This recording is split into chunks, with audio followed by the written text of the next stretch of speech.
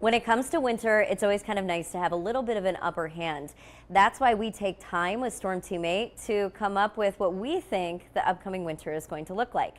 This coming winter is going to be a little bit of a tricky one, but there are some strong signals, especially for December. To talk more on that, we'll send it over to Sarah. One of the first things that we look at is what the eastern Pacific temperatures are doing, which has an impact on what happens here in West Michigan. You've probably heard of La Nina or El Nino. We are in a weak La Nina as of September. That's expected to hold true at least through the month of December. And when this happens, the jet stream shoots off to our south, typically poses a cooler and wetter winter across the Great Lakes region. But it's not that simple. If we just take a look back at past weak La Nina years, the most recent, 2022 to 2023, over 100 inches of snow.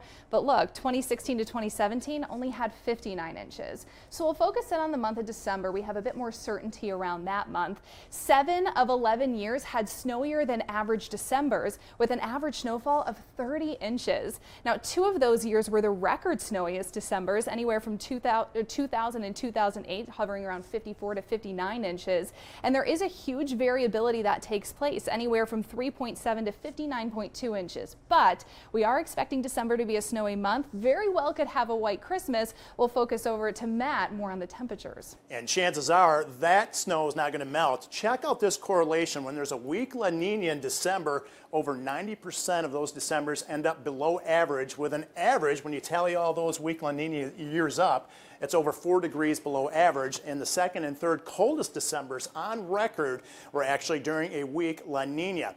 Now, after December, it gets a little more dicey, a little trickier. I think the key is in the northern Pacific. When we have this bubble of warmer temperatures in the north central Pacific, if we can get that to migrate into the Gulf of Alaska, there's a strong teleconnection that would place a deep trough across the Great Lakes and also the north central plains. What that would mean for us is colder than average temperatures and more snow once we get beyond December. Obviously, that is something Storm Teammate will closely monitor.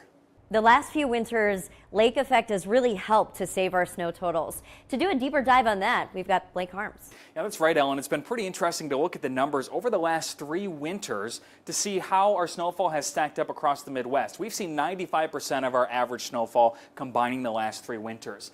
That's much better than our neighbors to the west and to the south. Milwaukee has seen just 79% of their average snowfall. Chicago's seen just 52%, and South Bend and Detroit are both below 70%. What that means is a large portion of our snow has been in the form of lake effect, even more so than usual. So while our neighboring communities have seen less snow in general, we've been saved by that lake effect component. As we head into this winter, it does look like the storm track is going to be more active. That would favor more in the way of system snow, which would help level out that lake effect component a bit.